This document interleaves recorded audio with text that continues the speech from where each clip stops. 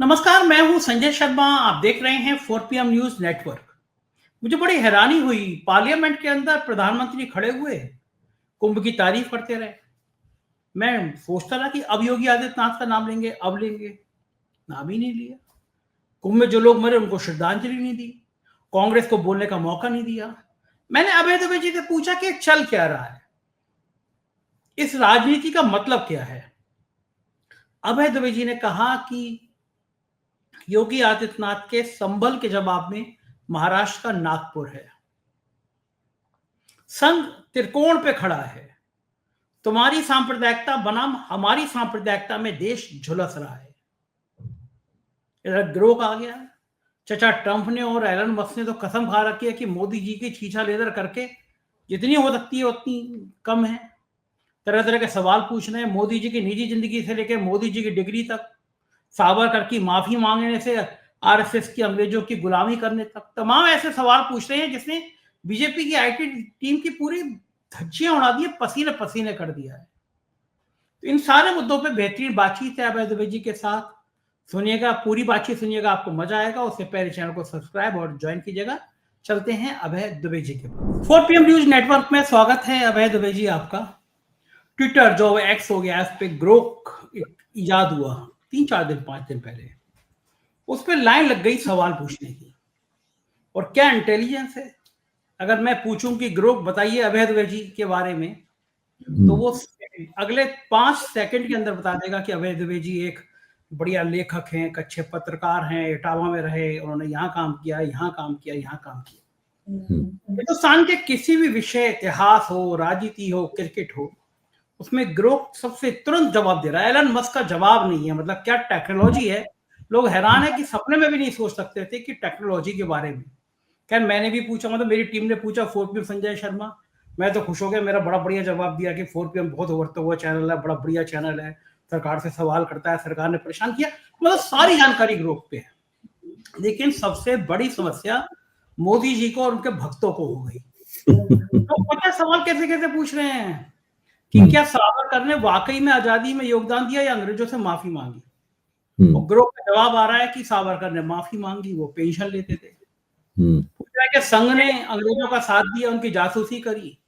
मोदी जी की निजी जिंदगी के बारे में तमाम सवाल पूछे जा रहे हैं, उनकी शादी से लेकर उनकी डिग्री तक। ग्रुप तो तार जवाब दे रहा है। मतलब जो गोदी मीडिया ने नैरेटिव सेट किया था पिछले 10-11 सालों में, पिछले 72 घंटे में उस नैरेटिव की धज्जियां उड़ गई हैं। मैं ये सोच रहा था कि ट्रंप ने और एलन मस्क से शपथ लेने के बाद क्या क्या कसम खाई थी कि मोदी जी की चरित्र हत्या, मोदी जी की राजनीतिक हत्या, मोदी जी की छीछा लेदर करने के जितने उपकरण, जितने औजार, जितने छेनी हथौड़ा होंगे, सब लेके बैठेंगे। ग्रोक एक ऐसी क्रांति है, संचार क्रांति, की लोग भौचक्के हैं कि ये क्या पता। औरंगजेब के इतिहास से लेकर आज तक की तुरंत तुरंत तुरंत जानकारी मिल रही है। और खास तौर से संघ और भाजपा तो कहीं मुंह दिखाने लायक नहीं है। लोग ऐसे ऐसे सवाल पूछ रहे हैं, ये टेक्नोलॉजी क्यों आई होगी अभय जी, और ये मोदी जी अब इससे निपटेंगे कैसे। एलन मस्क का मामला है, या प्रतिबंधित भी नहीं कर सकते। कुछ भक्तों ने कहा कि अब ये बैन हो जाएगा, प्रतिबंधित हो जाएगा। किसी की मोदी जी की हिम्मत है कि मस्क के, वो उनके प्रेमिका के बच्चों को तो खिला रहे थे मोदी जी वहां पे, तो मोदी जी क्या लग रहा है कैसे बीजेपी इस मुसीबत से निपटेगी, क्या लग रहा है आपको। अच्छा ये बताइए, मैंने तो खैर अब इस ग्रोक का इस्तेमाल करके देखा नहीं है। आपसे मुझे सूचना प्राप्त हो रही है क्योंकि मैं एक्स पे मेरा अकाउंट है, लेकिन मैं बहुत सक्रिय नहीं हूं उसके ऊपर। कभी कभार साल में एक आध बार कुछ पोस्ट कर देता हूं। लेकिन आपने कहा है तो दिलचस्प है, मैं उसकी तरफ निगाह डालूंगा। मैं जानना ही चाहता हूं, क्या ग्रोक राजनीतिक भविष्यवाणी भी करता है? हाँ, मैं बता रहा हूँ आपको सवाल कैसे। ग्रोक पे सवाल पूछा गया कि सबसे ज्यादा, मैं देख के बताता हूँ। सवाल यह है कि 2029 में सबसे ज्यादा संभावना प्रधानमंत्री बनने की किसकी है। उनके नाम है योगी आदित्यनाथ, स्टालिन, अखिलेश यादव, तेजस्वी यादव, ममता बनर्जी, अरविंद केजरीवाल। तो ग्रोक का जवाब है इसमें कि सबसे ज्यादा संभावना योगी आदित्यनाथ की है। ग्रोक लग रहा है क्योंकि वो भारतीय जनता पार्टी के उभरते हुए नेता हैं, हिंदुत्व का बड़ा काम करते हैं, बड़ी पहुंच है। हालांकि राहुल गांधी भी सशक्त दावेदार है, अगर कांग्रेस ज्यादा सीट जीत जाती है तो राहुल गांधी भी प्रधानमंत्री हो सकते हैं। यानी अब ग्रोक के हिसाब से 2029 में जो राजनीतिक परिदृश्य है, वो दो सत्ता पक्ष की तरफ से योगी आदित्यनाथ और विपक्ष की तरफ से अखिलेश यादव, अमित शाह नहीं है। ये ग्रोक का जवाब है। अच्छा, ये जो आपने ग्रोक का जवाब बताया, ये विश्लेषणात्मक भविष्यवाणी कहूंगा मैं, मतलब विश्लेषण के साथ भविष्यवाणी है और साथ में उसका विश्लेषण के जरिए उसका तर्क भी प्रस्तुत किया गया है। तो इसके अंदर एक सबसे दिलचस्प बात तो यह है कि इससे ये तो कम से कम पुष्टि हो ही जाती है कि 2029 में नरेंद्र मोदी फिर चौथी बार प्रधानमंत्री नहीं बनने वाले, तो उनका तो उसमें नाम ही नहीं आया। अगर नरेंद्र मोदी 2029 में प्रधानमंत्री नहीं बनने वाले हैं तो जाहिर है उनके नेतृत्व में चुनाव नहीं होगा, किसी और के नेतृत्व में चुनाव होगा। इसका सीधा मतलब, कॉमन सेंस, सामान्य ज्ञान से मतलब ये निकाला जा सकता है कि 2029 से पहले नरेंद्र मोदी प्रधानमंत्री पद से हट जाएंगे। तो ग्रोक की भविष्यवाणी के मुताबिक अगर वो प्रधानमंत्री पद से हटाएंगे तो कोई और प्रधानमंत्री बनेगा। अब वो और प्रधानमंत्री बनेगा तो वो कौन हो सकता है? ग्रोक से सवाल तो पूछा नहीं गया था, 2029 के बारे में पूछा गया था। अगर ग्रोक से सवाल पूछा जाता कि क्या नरेंद्र मोदी के नेतृत्व, मतलब नरेंद्र मोदी 2029 से पहले प्रधानमंत्री पद से हट जाएंगे, उनकी जगह कौन उनका उत्तराधिकारी होगा, तो वो सवाल दूसरा हो सकता है। लेकिन हम लोग इस पर चर्चा कर सकते हैं। ग्रोक ने जो विश्लेषण दिया है उसकी रोशनी में इसकी ऊपर चर्चा की जा सकती है। अब आप देखिए, ग्रोक के मुताबिक नरेंद्र मोदी 2029 में प्रधानमंत्री नहीं बनेंगे, यानी उनके नेतृत्व में चुनाव नहीं होगा, यानी वो 2029 से पहले ही प्रधानमंत्री पद से हट जाएंगे। तो हम लोगों को सोचना ही चाहिए कि प्रधानमंत्री कौन बनेगा। क्या ऐसा तो हो नहीं सकता कि अमित शाह प्रधानमंत्री बने, उनके नेतृत्व में चुनाव हो और फिर प्रधानमंत्री बन जाए योगी आदित्यनाथ? ये तो हो नहीं सकता। नहीं होगा भाई, जाहिर है इसका मतलब यह है कि नरेंद्र मोदी को जब प्रधानमंत्री पद से हटाया जाएगा या वो रिटायरमेंट लेंगे, अभी सुना जा रहा है कि वो 30 तारीख को नागपुर जाएंगे पहली बार, तो वहां पर हो सकता है रिटायरमेंट पैकेज के ऊपर फाइनल चर्चा हो उनकी उनसे। तो इसका मतलब है योगी आदित्यनाथ ही प्रधानमंत्री बनेंगे 2029 से पहले, उन्हीं के नेतृत्व में चुनाव होगा, तभी तो उनकी ज्यादा संभावना है प्रधानमंत्री बने रहने की। आपने और राहुल गांधी, आपने दो चार लाइनें आपने और कह दी तो अमित शाह की कल शुगर बढ़ जाएगी, ब्लड शुगर बढ़ जाएगा कल उनका। तो मेरा मानना यह है कि ग्रोक ने जो कहा है उससे सबसे ज्यादा तकलीफ हुई होगी अमित शाह को। ग्रोक ने जो कहा है उससे सबसे ज्यादा तकलीफ हुई होगी नरेंद्र मोदी को, क्योंकि नरेंद्र मोदी बिल्कुल नहीं चाहते हैं, अमित शाह तो चाहते ही नहीं है, नरेंद्र मोदी बिल्कुल नहीं चाहते हैं कि योगी आदित्यनाथ भारत के अगले प्रधानमंत्री बने। इस बात पे किसी को कोई शक नहीं है, संघ के अंदर भी कोई शक नहीं है किसी को, और संघ के बाहर भी कोई शक नहीं है। जो निष्पक्ष प्रेक्षक हैं और जो निष्पक्ष रूप से राजनीति का अवलोकन करते हैं उनको भी कोई शक नहीं है। तो ग्रोक ने इस सवाल का जवाब देकर तो मेरे ख्याल से काफी तहलका मचा दिया है। हाँ, काफी और भी सवाल हैं ऐसे। हाँ। अब जैसे सावरकर को लेके विवाद था, आपने तो बहुत पढ़ा है, सावरकर को लेकर अध्ययन किया है। भारतीय जनता पार्टी वीर सावरकर, और सावरकर देश के लिए बड़ी कुर्बानी दी, और ग्रोक के हिसाब से तो वो पेंशन लेते थे, वो अंग्रेजों की मदद की उन्होंने। देखिए, सावरकर के मामले में तो भारतीय जनता पार्टी जो बात कहती है हमेशा दो जुबानों से बोलती है। सावरकर के मामले में भारतीय जनता पार्टी और राष्ट्रीय स्वयंसेवक संघ अपने भीतर सावरकर को नापसंद करते हैं। मेरा मानना ये लोग पसंद नहीं करते सावरकर को, क्योंकि सावरकर जब जीवित थे तो उन्हें राष्ट्रीय स्वयंसेवक संघ बहुत नापसंद था। जब केशवराव बलिराम हेडगेवार ने संघ की स्थापना की तो उस वक्त सावरकर ने उनसे कहा कि भाई, हम हिंदू महासभा जो चुनाव वगैरह लड़ती है, स्वयंसेवकों को आके हमारा प्रचार करना चाहिए, हमारी पार्टी का काम करना चाहिए, हम दोनों ही हिंदू राष्ट्र के पथ पे चल रहे हैं, बनाने की हमारी योजना है। तो हेडगेवार ने अपने स्वयंसेवकों से कहा कि आपका काम हिंदू महासभा की दरी बिछाना और मेज कुर्सी बिछाना नहीं है, रखना नहीं है, आप वहां पर नहीं आएंगे। सावरकर की हम इज्जत करते हैं, उन्हें अपने आप व्याख्यान वगैरह देने के लिए बुलाया करेंगे। और उन्होंने स्वयंसेवकों के हिंदू महासभा के कार्यक्रमों में जाने पर रोक लगा दी। और उन्होंने ये भी कह दिया कि संघ चुनाव लड़ता नहीं है, और भारतीय जनसंघ तो बहुत बाद में बना, वो तो गोलवलकर के जमाने में बना, 1950 में बना, ये तो बहुत पहले की बात है, मैं बता रहा हूं। उस वक्त तक संघ की कोई योजना भी नहीं थी राजनीतिक दल बनाने की। तो इससे सावरकर और संघ के बीच में एक बहुत बड़ी खाई बन गई। संघ ने सावरकर ने संघ के ऊपर बहुत कठोर टिप्पणियां की। एक टिप्पणी उसमें यह भी थी, जो बहुत ही ऐसी टिप्पणी थी, इसको सुनकर किसी भी संघ के स्वयंसेवक का खून खौल जाएगा। सावरकर ने कहा कि संघ का स्वयंसेवक शाखा जाता है और सड़क पर कदमताल करता है और बिना कुछ उपलब्ध किए हुए मर जाता है। मतलब इस प्रकार की बात उन्होंने, इसी से मिलती जुलती बात उन्होंने कही, जिससे अंदाजा लगाइए कि कितनी मन में उनके संघ के प्रति जो है ना वो चिढ़ रही हो। अब बताइए 10 साल से मोदी जी की सरकार है, जाने किन किन लोगों को उन्होंने भारत रत्न दे दिया, और उस व्यक्ति को जिसने राजनीतिक हिंदुत्व का सिद्धांत रचा, हिंदुत्व की मशहूर किताब लिखी, जिसको पढ़कर राष्ट्रीय स्वयंसेवक संघ की स्थापना की गई, सावरकर को आज तक भारत रत्न लोगों ने नहीं दिया। भाई आप इतनी बातें करते हैं, आप बताइए, आप इतनी बातें करते हैं आप सावरकर के बारे में, तो आपने सावरकर को भारत रत्न क्यों नहीं दिया आपने? तो सावरकर के प्रति इन लोगों के मन में खुल के कभी नहीं बोलते हैं, लेकिन मन में इन लोगों के काफी एक गहरी नापसंदगी है। वो ये मानते हैं कि हिंदुत्व का इनका जो रास्ता था वो अलग था और हमारा हिंदुत्व का रास्ता अलग है। कुछ दोनों में समानताएं हैं, लेकिन कुल मिलाकर हम अलग तरीके से अपना काम कर रहे हैं और सावरकर का तरीका अलग था। तो सावरकर को राष्ट्रीय स्वयंसेवक संघ अपना पूर्वज तो मानता है, लेकिन ऐसा पूर्वज नहीं मानता है जिसको उठा के वो सिर पे रखे। अपने सरसंघचालकों को ही वो लोग ज्यादा महत्व देते हैं, सावरकर को इतना महत्व नहीं देते। इसलिए ये जो ग्रोक ने कहा है, इस चीज से बहुत ज्यादा दिक्कत नहीं होगी भाजपा को और संघ को। ऊपर ऊपर ये लोग विरोध करेंगे, लेकिन कोई खास दिक्कत नहीं होगी। अच्छा, फिर सावरकर का इतना नाम क्यों लेती है? वीर सावरकर, सावरकर बड़े महान थे, ये सब कहानियां। उसकी वजह ये है कि सावरकर ने जो किताब लिखी थी ना, व्हाट इज हिंदुत्व, एक पतली 100 पेज की किताब है, सब लोगों को पढ़नी चाहिए जानने के लिए कि आखिरकार उसमें वो कहते क्या है। उसमें सावरकर ने पहली बार ये प्रतिपादित किया था कि हिंदुत्व एक राजनीतिक विचारधारा है। उसी में उन्होंने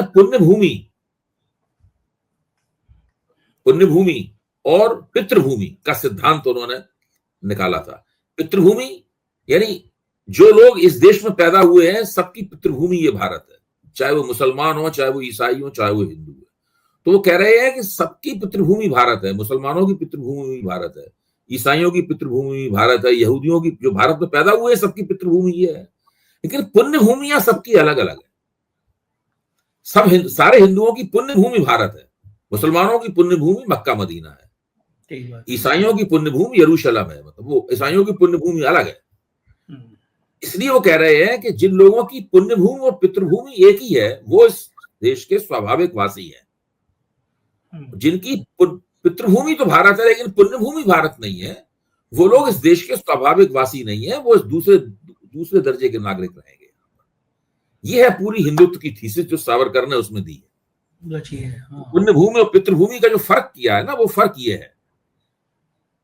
तो ये इस फर्क को संघ भी मानता है, इस फर्क को संघ भी मानता है। जो राष्ट्रीय स्वयंसेवक संघ की जो शुरुआती प्रेरणाएं थी, प्रेरणाओं के स्रोत थे, उसमें सावरकर थे, बालकृष्ण मुंजे थे, ये लोग दयानंद सरस्वती थे, ये लोग स्वामी विवेकानंद, ये लोग थे शुरुआती प्रेरणाओं के स्रोत। तो खास तौर से सावरकर की वो पुस्तक जो है वो बहुत महत्वपूर्ण प्रेरणा का स्रोत थी।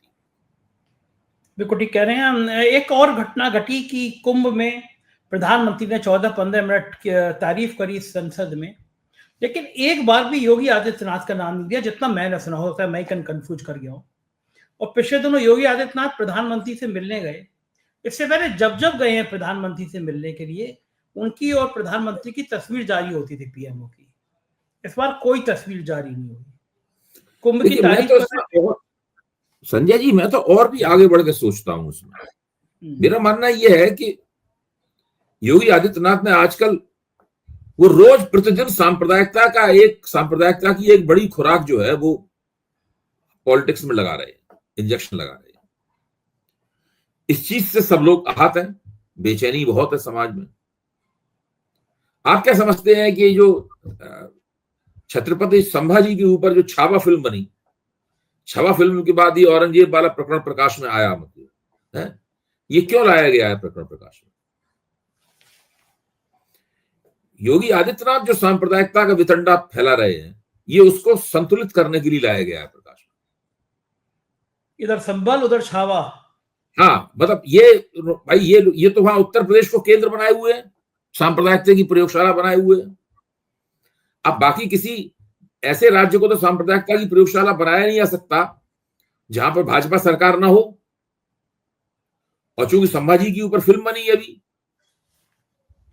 तो उसमें इस ये एक तरह से इधर ये महाराष्ट्र का संभल है, आप ही कहिए, जो वहां पर औरंगजेब की कब्र के नाम पर खड़ा कर दिया गया है। टीवी के ऊपर चल रहा दंगे का रिहर्सल है। सही बात है, बिल्कुल ठीक बात है।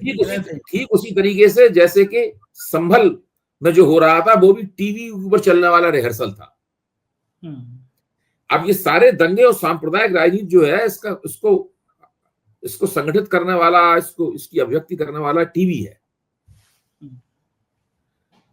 25-30-50 से ऊपर तो कभी होते ही नहीं, उससे भी कम 30-40 लोग भगवा अंगोछे डाले टीवी के कैमरे के सामने चलते हुए दिखाई जाते हैं।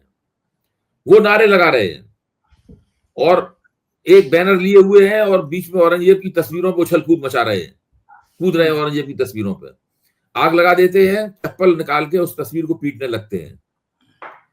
टीवी कैमरा ये नहीं दिखाता कि कितनी बड़ी जनता इनके पीछे है, कभी नहीं दिखाया जाता इनको। मेरा तो मानना है 50 भी नहीं होते, 25 ही होते हैं कुल मिला के। ये लोग 10 से लेके 25 के बीच लोग होते हैं। टीवी में ये क्षमता है कि 10 से 25 लोगों के को सामने रख के वो इस तरह से पेश कर सकते हैं जैसे कि बहुत बड़ा आंदोलन हो रहा हो। तो टीवी कैमरे की मदद से देश में 2 जगहों पर सांप्रदायिक राजनीति का रिहर्सल चल रहा है। संभल में चल रहा है और नागपुर में चल रहा है। बड़ा खौफनाक है देश के लिए कि वो 1990 के दशक में देश को ले जा रहे हैं फिर से एक सांप्रदायिक उन्माद में। देखिए, एक बात बता दो, 1990 में जो राम जन्मभूमि आंदोलन था उसमें बहुत बड़े पैमाने पर लोगों की भागीदारी थी। हाँ, वो 5-10 लोग नहीं होते थे तो टीवी वगैरह होता नहीं था।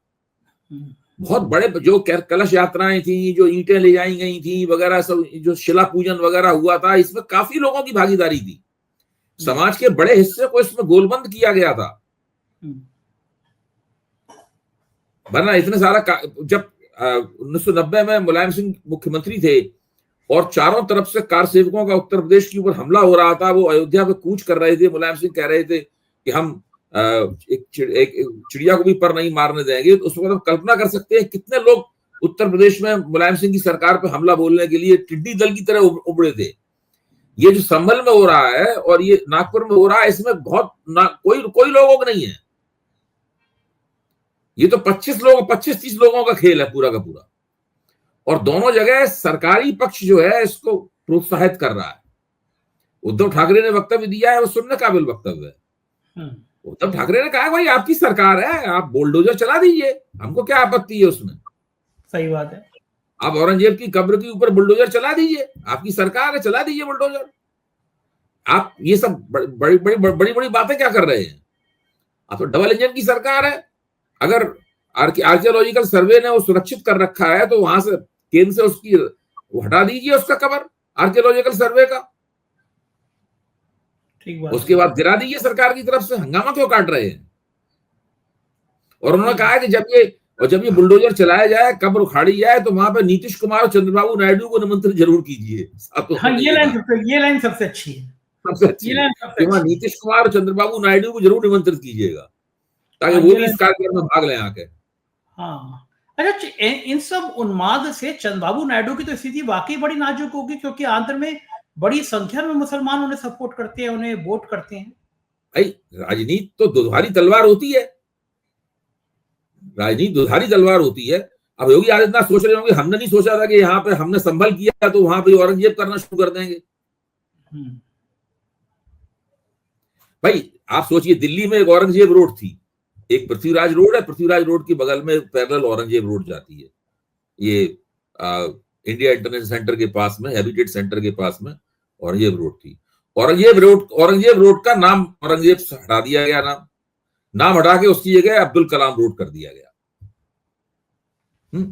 तो उस पर ना कोई आंदोलन हुआ, ना किसी ने विवाद किया, किसी ने कोई आपत्ति नहीं की, औरंगजेब का नाम हटा दिया। वही तीसरी रोड अकबर रोड है, शाहजहां रोड भी वहीं पे है, देखिए वो भी शाहजहां भी शाहजहां रोड से ऐसे ही चलते हैं तो बीच में एक फॉर्क आता है, एक फॉर्क पृथ्वीराज रोड है और एक फॉर्क है, एक रोड गई है औरंगजेब रोड थी, उसके और थोड़ा आगे बढ़ जाओ तो वो अकबर रोड आ जाती है। तो अब आप देखिए ना, तीन मुगल सम्राटों के नाम से वहां पर सड़कें थी, शाहजहां रोड, औरंगजेब रोड और अकबर रोड। औरंगजेब रोड का नाम बदल दिया गया, किसी ने कोई आपत्ति नहीं की, कोई आंदोलन नहीं हुआ, कुछ नहीं हुआ। अच्छा, मुगलों से अगर ये तो जानबूझ के भड़कावे की कार्रवाई के जरिए हो रहा है पूरा का पूरा। और वहां पे औरंगजेब की कब्र तो 330 साल हो गए कब्र बने हुए। इस बीच में लंबा शासनकाल मराठाओं का रहा, जिनसे औरंगजेब ने सारी जिंदगी युद्ध किया। जिंदगी के आखिरी 25 साल में मराठों से लड़ता रहा औरंगजेब। मराठों ने तो उनकी कब्र नहीं हटाई। ऐसा तो नहीं हुआ कि मराठे वहां पर प्रदर्शन कर रहे हो, औरंगजेब के ऊपर कूद फांद कर रहे हो, ड्रामेबाजी नाटक चल रहा हो, ऐसा तो उन्होंने कभी नहीं किया। अभी अगर कहीं शिवाजी देख रहे होंगे, ऊपर से स्वर्ग से देख रहे होंगे इन लोगों की इस तरह की हरकतों को, तो सोच रहे होंगे क्या बंदरों ऐसी हरकत कर रहे हैं लोग। सही है। मुंबई का हमले का आरोपी कसाब, उसकी कमर को हटाने के लिए आंदोलन नहीं हुआ अभी तक, और सैकड़ों साल पहले मर गए औरंगजेब। देखिए ये मेरा मानना है, ये दोनों ही आंदोलन राष्ट्रीय स्वयंसेवक संघ के भीतर की राजनीति के परिणाम है। मेरी बात ये वो कैसे संघ वाला, संभल वाला आंदोलन और ये वाला आंदोलन एक त्रिकोण है। इसके एक कोण पे संघ खड़ा है, एक कोण पे मोदी और शाह खड़े हैं, और एक कोण पे योगी आदित्यनाथ खड़े हैं। उस त्रिकोण के बीच में बहस, इस त्रिकोण में समस्या यह है कि मोदी का उत्तराधिकारी कौन होगा। तो मेरा कहना है कि ग्रोक ने जो जवाब दिया है, ग्रोक ने जो विश्लेषणात्मक भविष्यवाणी की है, इस पूरी भविष्यवाणी का इशारा यह है कि संघ के अंदर हिंदुत्व की राजनीति के भीतर एक प्रतियोगिता चल रही है, होड़ चल रही है। उस होड़ में संघ को ही तय करना है कि उस होड़ में वो किसके पक्ष में रहेगा। और मोदी के उत्तराधिकार के लिए दो लोग बहुत बड़े उम्मीदवार हैं, अमित शाह और योगी आदित्यनाथ। हो सकता है इन दोनों की होड़ में किसी तीसरे को मौका मिल जाए। हाँ, सही बात है। संघ के दिमाग में होगी बात ये, ये दोनों आपस में लड़ते रहे, तीसरे के सिर पे ताज रख दिया जाए। अच्छा, आप बताइए, मोदी जी को ये नहीं पता था कि वो कुंभ की तारीफ कर रहे हैं, एक बार भी योगी आदित्यनाथ का नाम नहीं लेंगे तो इसका बड़ा बवंडर होगा, राजनीति में बड़े मतलब निकाले जाएंगे। नहीं, मतलब वो संदेश दे रहे हैं कि योगी आदित्यनाथ नहीं है कहीं आगे पीछे। हाँ, वो संदेश दे रहे हैं मोदी जी। मोदी उसका श्रेय खुद ले रहे हैं पूरा का पूरा। योगी आदित्यनाथ को दुख ये था कि राम मंदिर का जब प्राण प्रतिष्ठा की गई तो सारा श्रेय नरेंद्र मोदी ले गए, वो पीछे खड़े रहे हाथ बांधे हुए। इसलिए उन्होंने पूरा कुंभ का ये एक वीआईपी कुंभ किया उन्होंने, ताकि उसका श्रेय उन्हें मिले। मोदी जी वहां लोकसभा पे तो मोदी जी का कब्जा है, वो उत्तर प्रदेश विधानसभा तो है नहीं, तो यहाँ मोदी जी ने सारा श्रेय खुद ले लिया, योगी आदित्यनाथ का नाम ही निकाल दिया उसके अंदर। ये तो बिल्कुल स्पष्ट रूप से पॉलिटिकल मैसेजिंग है। अच्छा, क्या लोकसभा में कुंभ में जो मोदी जी कह रहे हैं कि ये हमारा उत्तराधिकारी नहीं है। हाँ, ये मैसेज है। अच्छा, लोकसभा में क्या कुंभ में जो लोग मरे हैं उनको श्रद्धांजलि नहीं देनी चाहिए थी? इतनी बड़ी संख्या में लोग मरे हैं। बिल्कुल देनी चाहिए थी। अगर मोदी जी श्रद्धांजलि दे देते उनको तो और ज्यादा अच्छा रहता। वो यहाँ पे चूक गए। अगर वो श्रद्धांजलि दे देते ना तो और भी ज्यादा अच्छा रहता, और श्रद्धांजलि देके वो इधर थोड़ा सा वो नुक्ता भी मार देते तो और भी अच्छा होता, उनका मैसेज और बढ़िया जाता। सही बात है। संसद में आज कांग्रेस ने भी हंगामा किया, राहुल गांधी को बोलने का मौका ही नहीं दिया गया। मतलब ये तो गजब है, नेता प्रतिपक्ष को मौका ही नहीं दिया जाता, ना कैमरा उसके ऊपर फोकस, ना उसे बोलने का मौका दिया जाता है। पूरी तरह विपक्ष विहीन लोकतंत्र बना रहे हैं। देखिए, ये तो मजबूरी है, बहुमत चला गया, कांग्रेस की सीटें दूनी हो गई, विपक्ष का नेता आपको बनाना पड़ा। 10 साल में तो विपक्ष का कोई नेता नहीं था, तो विपक्ष विहीन लोकतंत्र तकरीबन बना ही दिया था उन्होंने। लेकिन 24 के चुनाव में गड़बड़ हो गई, विपक्ष मजबूत होकर उभरा, भारत के इतिहास में सबसे ज्यादा मजबूत होकर उभरा। इसलिए तो मोदी जी मजबूर है, जितना मौका मिलता है उतना वो विपक्ष को किसी भी किस्म का मौका देने से इनकार करते हैं। हाँ, लेकिन अगर इस तरह गतिरोध जारी रहेगा तो कांग्रेस को तो फायदा ही है। कांग्रेस लगातार हमला बोलेगी, विरोध करेगी, घेराबंदी करेगी। कांग्रेस कर ही रही है ये। देखिए, ये असल में होता ये है कि विधानसभा चुनाव जीत लिया कांग्रेस हार गई, विधानसभा चुनाव जीत लिया कांग्रेस हार गई, इसकी रोशनी में जो समीक्षाएं वगैरह होती हैं उसमें मान लिया जाता है कि कांग्रेस बहुत कमजोर हो गई है। ऐसी बात है नहीं, ऐसी बात है नहीं, क्योंकि देश की जो मौजूदा स्थिति है उसमें विपक्ष कमजोर हो ही नहीं सकता है। देश की मौजूदा स्थिति बहुत खराब है। आप यही देखिए तमाम सारी गड़बड़ियां जो भी हो रही हैं, गड़बड़ियां सारा भाजपा शासित राज्यों में हो रही हैं। बिहार में पुलिस के ऊपर आए दिन हमले हो रहे हैं, वो किसकी हुकूमत है वहां पे? नीतीश कुमार किसके, कहाँ, एनडीए के मुख्यमंत्री हैं, भाजपा उनकी मुख्य समर्थक है वहां पे, भाजपा के उप मुख्यमंत्री हैं बिहार में। उत्तर प्रदेश की क्या स्थिति है हम लोग जानते हैं, महाराष्ट्र में क्या हो रहा है हम लोग जानते हैं। जानबूझ के ये लोग माहौल खराब कर रहे हैं। बिल्कुल ठीक बात है। और वो माहौल खराब इसलिए नहीं कर रहे हैं कि विपक्ष को उकसावी कार्रवाई कर रहा है या मुसलमान उकसावी कार्रवाई कर रहे हैं। हिंदुत्व की भीतरी प्रतियोगिता है, वो प्रतियोगिता इस प्रकार का माहौल खराब करने की तरफ ले जा रही है। बिल्कुल ठीक बात है, हमारी निगाह बनी रहेगी, हम लोग बातचीत करते रहेंगे। बहुत बहुत शुक्रिया अभय जी, आपने समय दिया, थैंक यू। ये थे अभय द्विवेदी जी, और बहुत तथ्यात्मक तरीके से उन्होंने पूरी राजनीति का विश्लेषण किया। मुझको यकीन है आपको भी ये चर्चा पसंद आई होगी। अपने प्यार भरे कमेंट से मुझे बताएं कि बातचीत कैसी लगी। आप मुझे प्यार करते हैं, चैनल को इसलिए देते हैं, इसके लिए बहुत बहुत आभार, थैंक यू।